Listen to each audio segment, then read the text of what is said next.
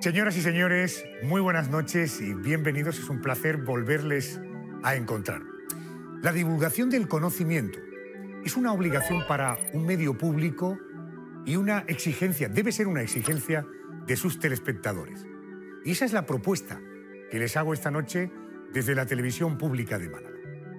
Hoy abordaremos y responderemos a preguntas como ¿por qué el agua del mar es salada? ¿Alguna vez se lo han planteado? ¿O se han planteado, no sé, por qué en el tenis se cuenta 15, 30, 40 y no 1, 2, 3 y juego? ¿O por qué tenemos pesadillas? O incluso, mire, hubo una noticia en el Reino Unido, un concierto de Madness en un enorme parque, para que nos entendamos. De pronto los edificios que había cerca de ese concierto empezaron a llamar, la gente que vivía en el edificio, a las emergencias londinenses porque los cristales se estaban rompiendo, porque estaban viviendo un terremoto. Bueno, se llegó a ver que el epicentro de ese movimiento se producía exactamente donde se estaba produciendo el concierto. A partir de ahí yo propongo, si todos los seres humanos de la Tierra, 7.000 millones, más de 7.000 millones, saltáramos a la vez, ¿provocaríamos un terremoto? Bueno, estas y otras propuestas son las que les hago esta noche. Bienvenidos al Porqué de las Cosas, segunda entrega.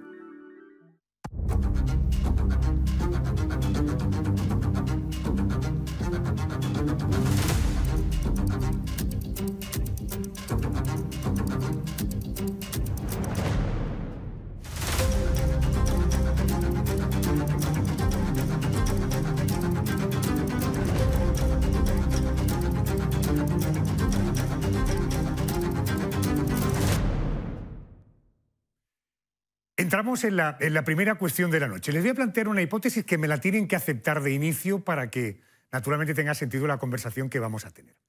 Imagínense que todos los seres del planeta Tierra, los más de 7.000 millones, nos pusiéramos de acuerdo. Es decir, desde Nueva York hasta Australia, desde Rusia hasta Japón. Imaginen que todos fijáramos el mismo día y la misma hora para dar un salto. Un salto todos a la vez, un salto contundente, un salto decidido. ¿Qué pasaría si los más de 7.000 millones de habitantes que tiene la Tierra saltáramos al unísono, saltáramos a la vez? Esa es la pregunta que enseguida respondemos, pero antes tomen nota de algunos datos. Teniendo en cuenta que la masa total de la humanidad es de aproximadamente 450 millones de toneladas y la Tierra pesa unos 6 sextillones de toneladas, ¿cuáles serían las consecuencias del salto de 7.000 millones de habitantes? Hay teorías que aseguran que si saltamos todos a la vez, cerca del mar, se podría originar un tsunami con olas de más de 30 metros de altura, es decir, una ola de la altura de un bloque de 10 plantas. Y nos hacemos otra pregunta. ¿Qué repercusión tendría, por ejemplo, en China, el país más poblado del mundo con 1.300 millones de habitantes? ¿Las consecuencias serían diferentes a las de un territorio con menos habitantes como puedan ser las Islas Canarias? Vamos a consultar con un experto. Él es Miguel Cabeza, profesor del grado de Física de la Universidad Internacional de La Rioja, al que ya saludo. Profesor, muy buenas noches y bienvenido a la Televisión Pública de Málaga.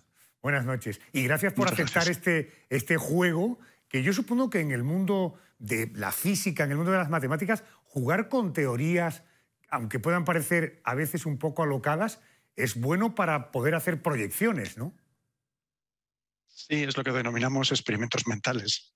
Correcto. Pues gracias por ayudarme a este experimento mental. Oiga, directamente al grano. ¿Qué pasaría si todos los habitantes del planeta saltáramos a la vez? Tengo la sensación de que la Tierra se movería, aunque fuera solo unos milímetros, ¿no?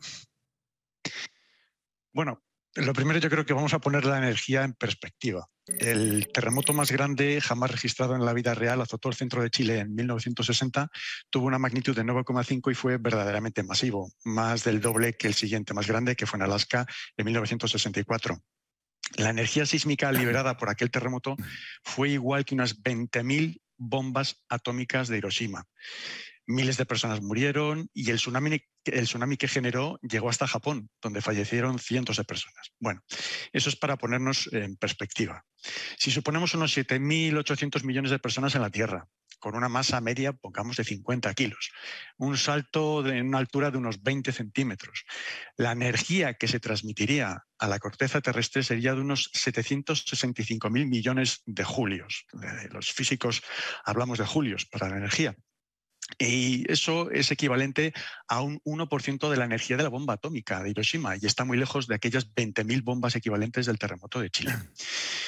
Además, esa energía estaría distribuida, todos esos saltos estarían distribuidos por toda la corteza terrestre, que bueno, pues también tiene una cierta flexibilidad. Su efecto sería indudablemente más local, ¿vale? Más que global, en cuanto al posible desplazamiento de la órbita terrestre. Correcto.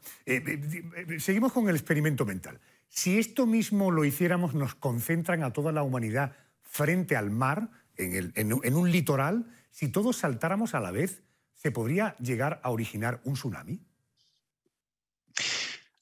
Ahí entonces sí que vamos más finos. Ahí podríamos ya tener problemas. Esto sí que parece más posible o plausible, como nos gusta decir a los científicos, especialmente en las zonas de costa. Aunque no tan espectacular, se puede producir un terremoto cuando, por ejemplo, en un concierto todo el público salta sincronizadamente al ritmo de una canción. Por ejemplo, en Londres, durante un concierto de la banda Madness en 1992, se empezaron a recibir llamadas de alarma por parte de la policía por temblores de tierra que rompían ventanas y agrietaban balcones. Se llegaron a evacuar 3 torres de apartamentos y la red de sismógrafos nacionales británicos permitió confirmar que el epicentro de aquel hecho se encontraba en ese concierto. Volviendo al salto masivo en la costa, según algunas simulaciones realizadas por investigadores americanos, se podría desencadenar efectivamente un tsunami con olas de hasta 30 metros. Y esto pues, provocaría también, pues, lógicamente, el origen sería un terremoto de un rango de una magnitud entre 4 y 8. Eso significa que podría ser un ligero temblor hasta uno que podría causar una gran destrucción, pues, en puentes, ferrocarriles, líneas eléctricas y edificios. Entiendo. Dejamos el tema del salto y tengo que aprovechar la oportunidad que usted me ha brindado al atenderme para hablar de otros asuntos. Permítame que ponga sobre la mesa el informe que hace un tiempo firmaba el director del Instituto de Astronomía de Rusia, un informe en el que Boris Chustov aseguraba que la Tierra está en peligro porque unos 7.000 objetos espaciales amenazaban con impactar contra nuestro planeta. La primera pregunta sería: ¿realmente existe el riesgo de que lo que se denomina un PHA, es decir, un asteroide potencialmente peligroso, impacte contra la Tierra y saque al planeta de su órbita? ¿Esto qué consecuencias podría tener? A ver, antes en la anterior pregunta pedía poner un poco la escala de energías, ¿no? Pues en esta lo que te voy a pedir, Adolfo, es poner un poco la escala de tiempos. Nos vamos a ir 3.800 millones de años atrás, ¿vale? Porque en ese periodo se produjo lo que se denomina el bombardeo intenso tardío, en el que se produjo un impacto masivo de asteroides que se cree que pudieron traer a la Tierra los componentes fundamentales para la vida, entre ellos el agua. Bueno, eso fue hace 3.800 millones de años. Si nos vamos tan solo 65 millones de años atrás, se cree que la extinción de los dinosaurios fue producida por la colisión de un asteroide en la península de Yucatán, lo cual dio la oportunidad de evolucionar a otras especies. Bueno, ahora ya en nuestros tiempos. Por ejemplo, el físico Stephen Hawking en 2018 consideraba que el impacto de un asteroide era el mayor riesgo al que se enfrentaba nuestro planeta. Todos estos asteroides que suelen salir en las noticias y a veces pues, nos alertan, proceden mayoritariamente de una zona que se encuentra entre Marte y Júpiter, llamada el cinturón de asteroides, por el gran número de asteroides que hay en esa zona. Y continuamente nos encontramos rodeados, pues, por cuerpos rocosos, cuyas trayectorias pues, son especialmente más estudiadas por las agencias espaciales para aquellos asteroides pues, que tienen un nivel de tamaño determinado que se considera peligroso, suele ser unos 140 metros, y un nivel de aproximación determinado a nuestra órbita. Estos son, como has dicho, los asteroides potencialmente peligrosos. He estado leyendo últimamente, parece que hay un objeto que en este momento está orbitando alrededor del Sol, de dimensiones increíbles. Se habla de que podría impactar con la Tierra en el siglo XXII, lo datan estamos en 2021, sería en 2120 y algo. De ahí surge esta especie de misión defensiva planetaria. A eso me quiero referir. ¿Estamos haciendo algo para evitar que un evento de este tipo pudiera ocurrir? Bueno, a ver, siempre, además de las noticias, los medios, que son tremendamente informativas y nos ayudan a todos pues, a conocer más sobre la ciencia y a estar más informados, también aparecen películas de vez en cuando sobre este tema, ¿no? Y puede sonar como una escena de una película de Hollywood, pero la NASA y la Agencia Espacial Europea están listas para estas primeras misiones de defensa del planeta, ¿no?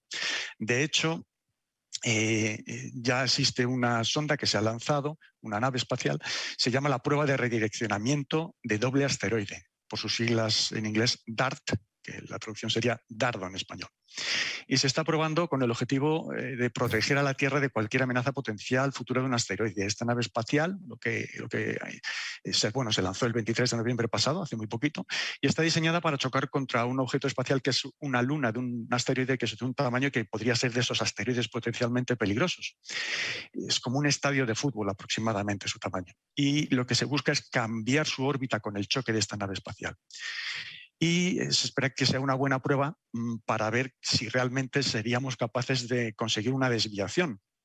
La esperanza es que esta colisión pues, cambie la velocidad de este cuerpo que se llama Dimorphos en una fracción de un 1%. Con eso sería un éxito para la misión. Y también hay una segunda parte que es una misión europea que se lanzará en 2024, llegará hasta los restos de ese cuerpo rocoso en 2027 y veremos de primera mano cómo hemos conseguido afectar a esa trayectoria. Aunque ahora mismo ningún gran asteroide conocido tiene una probabilidad significativa de golpear la Tierra durante los próximos 100 años, tenemos que tener en cuenta que todos estos cálculos cuando se hacen a grandes escalas de tiempo, con mucho tiempo, requieren cálculos que divergen. Es decir, que asteroides que ahora parece que van a impactar a la Tierra con una gran probabilidad o con mucha energía, etcétera, pasan los años, tenemos más datos y podemos calcular mejor hacia el futuro cómo va a ser ese movimiento y, por lo tanto, pues esto ya ha ocurrido y luego se ve que realmente no son tan peligrosos. Profesor, fíjese que empezábamos la conversación cuando yo le hacía la propuesta del experimento mental de que todos saltáramos a la vez y usted ponía una ligera sonrisa. Y ahora cuando yo le escuchaba que han lanzado una misión para destruir poco más o menos el argumento de la película Argamedón o algo de esto, usted provocaba en mí una pequeña sonrisa. Por tanto, entre los experimentos mentales y la vida real no crea que hay tanta distancia, ¿eh? No, por supuesto que no.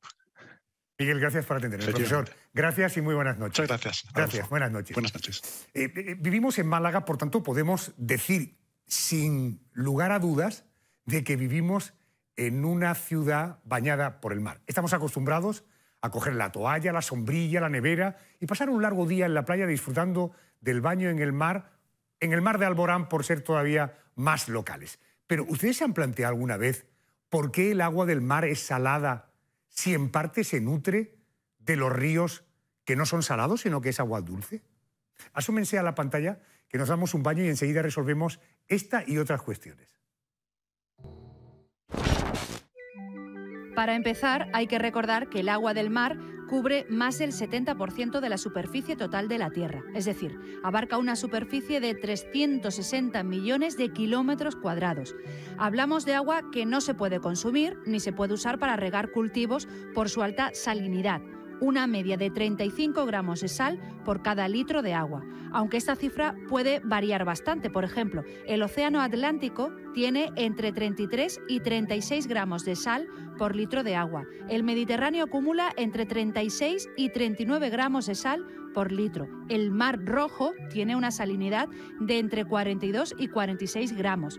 Curioso es el caso del Mar Báltico, cuya salinidad está entre los 6 y los 18 gramos de sal por litro de agua, por lo que no se considera agua salada, sino salobre. Y en el otro extremo, el Mar Muerto, que se caracteriza por una hipersalinidad Tiene entre 350 y 370 gramos de sal por litro de agua.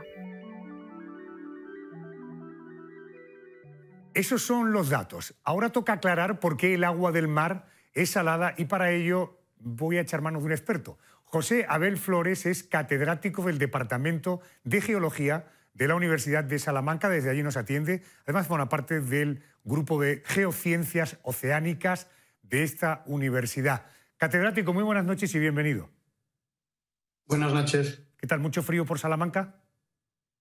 Pues no, hoy ha hecho un día radiante. La verdad es que el cielo ha estado absolutamente azul. Profesor, ¿de qué se compone el agua del mar y por qué es salada?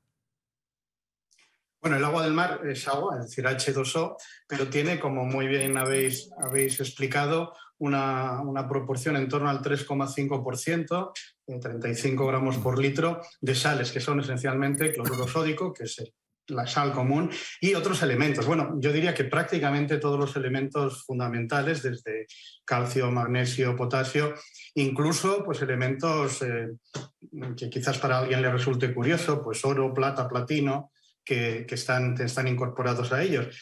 Y esencialmente es una cuestión histórica. Mi compañero previamente ha hablado de la historia del planeta. Hay agua desde hace 4.000 millones de años, hay planeta desde hace 4.500 millones de años y esencialmente desde que hay agua procedente del interior de la Tierra y, como también habéis explicado, pues de procedencia extraterrestre, se fueron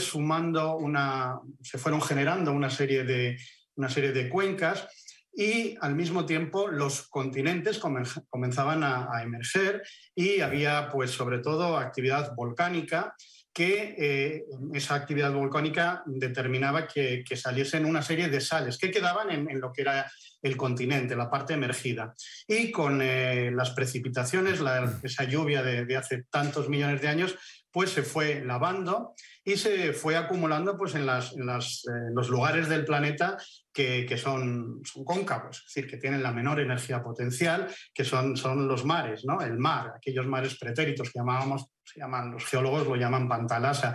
Y poco a poco, en esos millones de años, se ha ido acumulando esa sal, como digo, procedente de eso que quedó en los continentes y también de esas emisiones de los fondos oceánicos, ahora que ha estado tan de moda el volcán de La Palma. La mayoría de los volcanes de nuestro planeta están sumergidos y están emitiendo esa serie de compuestos que alimentan la salinidad del mar. Y finalmente se estableció, si seguimos dando datos, hace aproximadamente 2.000 millones de años se estabilizó esa salinidad que sigue un proceso que es el ciclo hidrológico. Y como también habéis explicado, pues hay puntos del océano que son más salinos, puntos del océano que son menos salinos. Pero finalmente tienen un equilibrio en torno a los 35 gramos por litro de salinidad. Ahí quería contar, porque efectivamente nos han contado que no todos los mares y océanos tienen la misma salinidad, que los hay más y menos salados. ¿Qué factores influyen en eso? ¿Por qué unos son más salados que otros?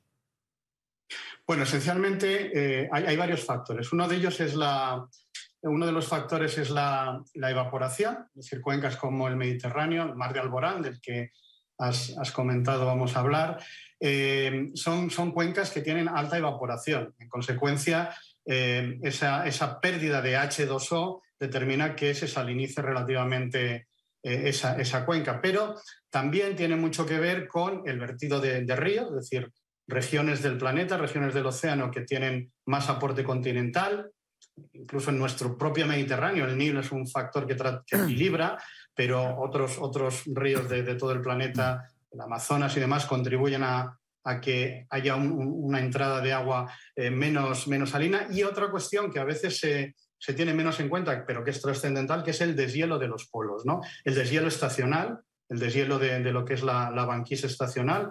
El hielo, cuando se congela en los entornos polares, antes de congelarse pierde sales y finalmente eso que queda flotando tiene baja salinidad, pero luego hay que contar con que la Antártida y el Ártico están expulsando icebergs, lo que llamamos iceberg, que es agua continental, es agua con salinidad cero.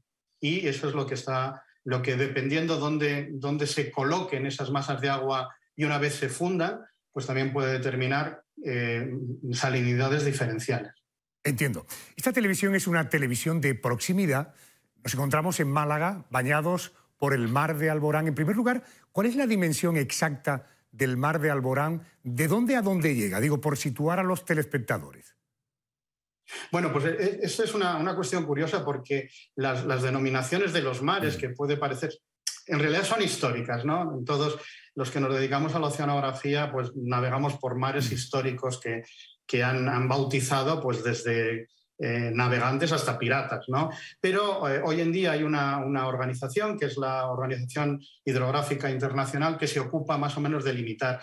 Y el mar de Alborán está muy bien delimitado. Va desde Gibraltar, desde las columnas de Hércules históricas, hasta un punto que es exactamente el Cabo de Gata, una línea que trazaríamos desde el Cabo de Gata, española, hasta Argelia, más o menos en las inmediaciones de Orán, se llama el Cabo Fegalo o Figalo.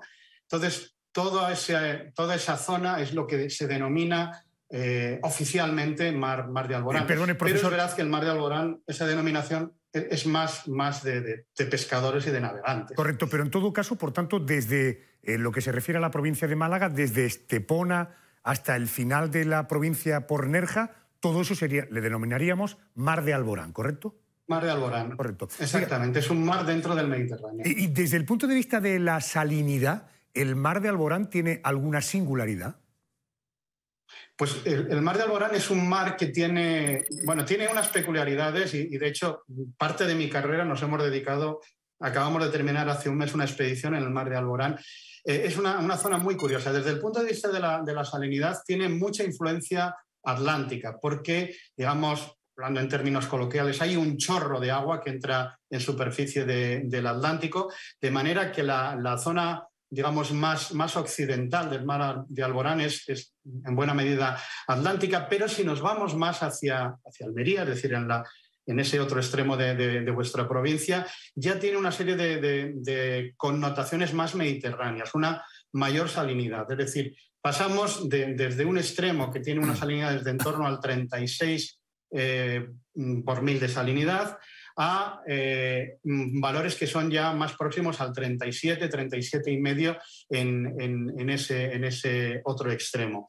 Pero las características del mar de Alborán son otras muy interesantes que tienen que ver con aspectos más relacionados con los patrones atmosféricos que tienen lugar en esa zona.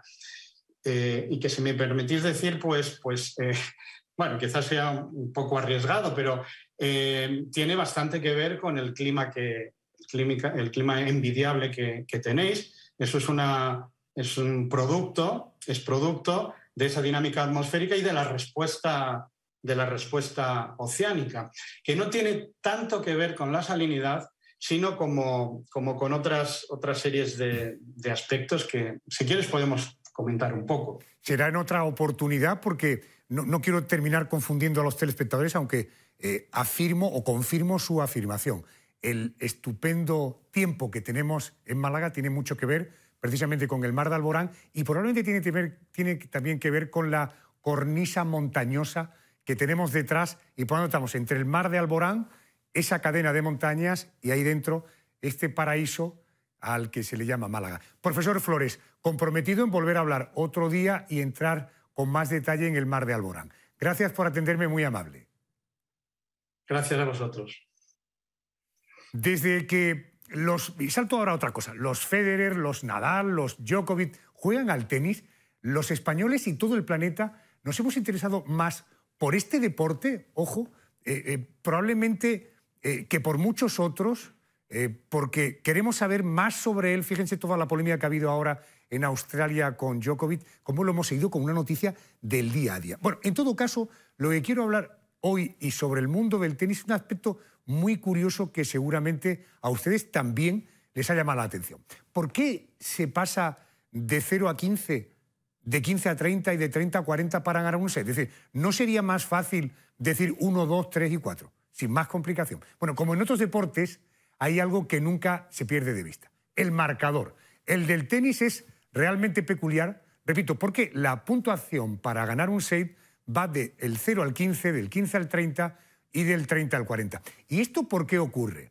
Bueno, nadie mejor para contestar a eso que el hombre que más sabe de deporte, del tenis, es Ángel García, experto en tenis de la cadena COPE. Querido Ángel, muy buenas noches y bienvenido. ¿Dónde estás, que te tengo por aquí? Buenas noches. ¿Qué tal, Adolfo? Muy buenas noches. ¿Cómo estás? Muy bien, me alegro mucho de verte. Te veo con un aspecto inmejorable. Todo más moderno que tienes, ¿eh? Espectacular, madre mía. ¿Te gusta? Muchísimo, de verdad, muchísimo. Oye, me tienes que dar el nombre de tu médico esteticista porque estás cada día más joven y más guapo. Sabes que mientes, pero bueno, te lo perdonarán tus televidentes. Ángel, en primer lugar, ¿dónde tiene su origen el tenis? ¿Dónde y cómo surge este deporte? Bueno, es una pregunta compleja, ¿eh? Porque el origen del tenis es como el origen de la mayoría de las cosas. Diverso, depende a quién le preguntes. Tienen muchos padres. Se habla de unos monjes franceses que inventaron el jeu de paume, que decían el juego de palmas en el siglo XIII. Jugaban con la mano, ojo. La raqueta no llegaron hasta bastante avanzada ya, después de Edad Media, Renacimiento y demás. A partir del siglo XVI llegan esas raquetas y, ojo, se le considera un deporte de reyes, porque a varios les gustaba jugar al tenis. Incluso Shakespeare o los Tres Mosqueteros también hablan y juegan a un deporte muy similar. E incluso hay un español por ahí, Augurio Perera, no Parera, no don Rafael Nadal Parera, Augurio Perera, que ayudó a crear algo parecido al tenis moderno, pero claro, no lo patentó. Y al final, con todo esto, y ya te respondo, Adolfo, nos quedamos con quién lo patentó, con quién fue el listo que dijo, esto yo lo patento y por tanto queda mi nombre ahí para toda la historia. Y fue el mayor Winfield, en 1874, en Inglaterra, que patentó un juego de raquetas y red, y solo 3 años después, 1877, ya se juega el primer torneo de Wimbledon de la historia, que sabes que es el torneo más mítico y más histórico que hay en el mundo del tenis. Alucinante, que el tenis comenzó jugándose con la mano y no con la raqueta. ¿Y por qué esa manera tan singular de sumar los puntos? ¿Por qué no 1, 2, 3, 4 y juego?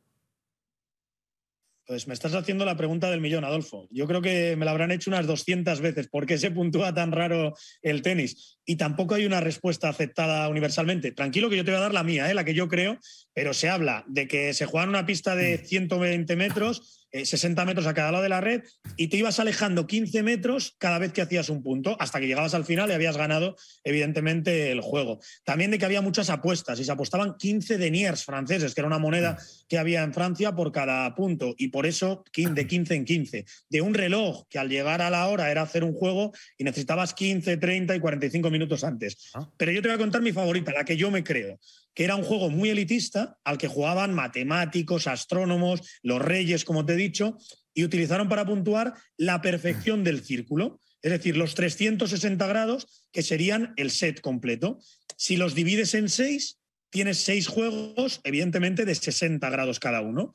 Y si divides los 60 grados de cada juego en puntos, tienes 15, 30, 45 y 60. Es decir, no sé si se ha perdido algún televidente. 4 puntos, 15, 30, 45, 60 grados, hacen un juego. Y 6 juegos de 60 grados hacen un set perfecto de 360. Y claro, tú rápidamente me dirás, vale, pero me estás diciendo 15, 30, 45. ¿Por qué se dice 40? Bueno, pues aquí la explicación más aceptada es mucho más sencilla y mucho más mundana. Y es que era muy difícil decir, sobre todo en inglés, 45. Es decir, imagínate que había un empate 45 a 45. 45-45. Era demasiado largo, demasiado difícil y dijeron, ¿por qué no lo arreglamos y así entre nosotros y lo pasamos a 40-40? 40-40. Y esa dicen que es la explicación más aceptada, aunque sobre por qué se pasó de 45 a 40 hay muchas más dudas. Pero ya te digo, yo me quedo con esa del círculo perfecto dividido en 6 juegos de 60 grados y cada juego de 60 grados divididos en esos 15, 30, 45, 60 grados.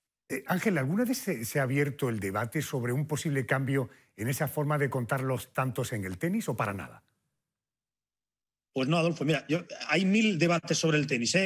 Quieren adaptarse, tú sabes de esto, y mira el plato que tienes, a las nuevas formas de entretenerse los jóvenes, que todo lo quieren muy rápido, que todo lo quieren muy picadito, que esto de que un partido de tenis empiece ahora y no sepas cuándo va a terminar, pues les preocupa mucho. Entonces quieren acelerarlo todo, quieren pasar de 6 juegos a 4, quieren quitarlo de los 2 saques que tienen los tenistas, ¿sabes? Al inicio de cada punto, que si fallas el primero tienes un segundo saque de opción y pasarlo solo a 1. Quieren hacer 1000 cambios, pero el que nunca he oído que se quiera cambiar es extraño 15, 30, 40. Yo creo que como ni saben realmente de dónde viene, ni saben cómo explicarían el cambio, es lo único que no quieren tocar. Pero ya te digo que se plantean 1000 cambios en torno al mundo del tenis, meter tecnología, el ojo de halcón, todo lo que te puedas imaginar, pero lo que nunca he oído que haya una opción de cambiarlo es ese 15, 30, 40 que tanto nos extraña a todos.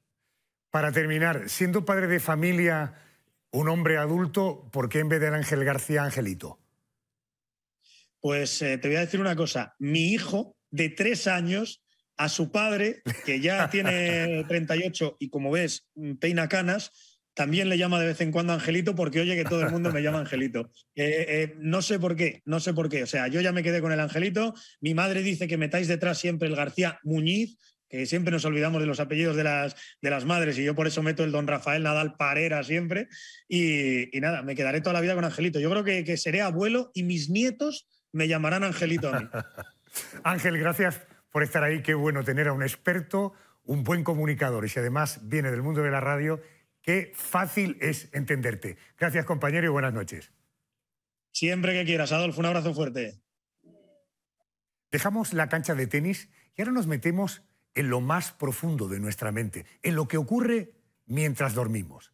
¿Quién no se ha despertado alguna vez sobresaltado y aliviado al confirmar que lo que estaba viniendo no era más que un mal sueño? Nuestro siguiente objetivo es averiguar por qué tenemos pesadillas. Aunque antes vamos a saber cuáles son las pesadillas de hombres y mujeres que comparten nuestra ciudad. ¿Cuáles son los malos sueños de los malagueños? Normalmente tengo la clásica, la que vas corriendo y te van a coger y tú corre para que te están cogiendo y cuando ya te van a alcanzar, ya esa es más o menos las pesadillas. La de que va desnudo muy poco, que ir desnudo muy poca. Que te caes por un precipicio y de pronto te despiertas y demás. Pesadillas no, sueño con muchas cosas, porque estamos en unos tiempos bastante complicados, pero pesadillas no. No sé, quizás que a lo mejor iba por la calle y alguien me perseguía y cuando me iban a coger, en ese momento me despertaba. Pero pesadillas nunca he tenido. Sí que te persigue alguien o que vas corriendo y que nunca te coge, pero siempre vas corriendo y no te llega a alcanzar, pero al final es una pesadilla, claro. De sentirme desorientado, es una cosa que de no saber dónde estoy, levantarme a lo mejor y no... Mucho. Terrores nocturnos, como los bebés. La soledad, el estar solo. Si sueño se me olvida, yo nunca he soñado. Caerme en un pozo. Pues a lo mejor que voy por un sitio y la calle es muy estrecha y está muy oscuro y no veo por dónde voy a salir. Que no podía cerrar la puerta de mi casa. Intentaba cerrarla y no conseguía cerrarla, pero la verdad es que hace ya muchos años que afortunadamente no tengo pesadillas. Estaba en un balcón y que venía un toro y que no voy a saltar por el balcón. Algunas veces pues tengo pesadillas normales con el trabajo. Bueno, siempre he tenido la pesadilla de que me caigo de un bordillo. No sé, es muy típico, pero sí me suele pasar. Curioso, provoca la sonrisa ahora cuando estamos despiertos, pero cuando lo estamos viviendo en un sueño, realmente nos despertamos angustiados. Es una imagen, una instantánea de los sueños, las pesadillas de los malagueños. Oiga, pero ¿por qué tenemos pesadillas? Voy a presentarles a una experta, Celia García, es neuróloga del Instituto Nacional del Sueño. Celia, muy buenas noches y bienvenida a la Televisión Pública de Málaga. Buenas noches. Buenas noches, ¿qué tal? Oiga, ¿de qué depende que tengamos sueño normal o que tengamos una pesadilla? Bueno, es una buenísima pregunta. Las pesadillas son bastante frecuentes y pueden ser normales, ¿no? Pero es cierto que a veces lo que está detrás de esas pesadillas son enfermedades físicas del sueño, que tienen además un contenido en las pesadillas bastante característico. Por poner algún ejemplo, los pacientes que tienen apnea del sueño muy característicamente describen pesadillas en las cuales están atrapados, no pueden salir, tienen sensación como de estar ahogándose.